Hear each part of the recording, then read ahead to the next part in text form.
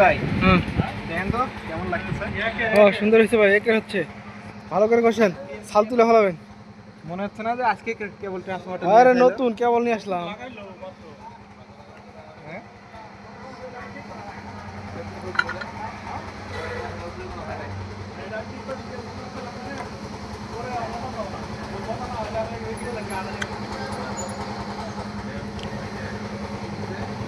সাদের কাজ শেষ, গ্রাউন্ডিং মামা শেষ।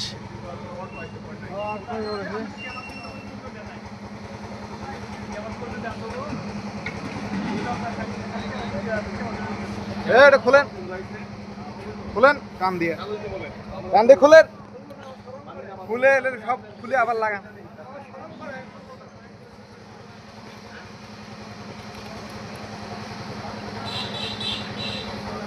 এই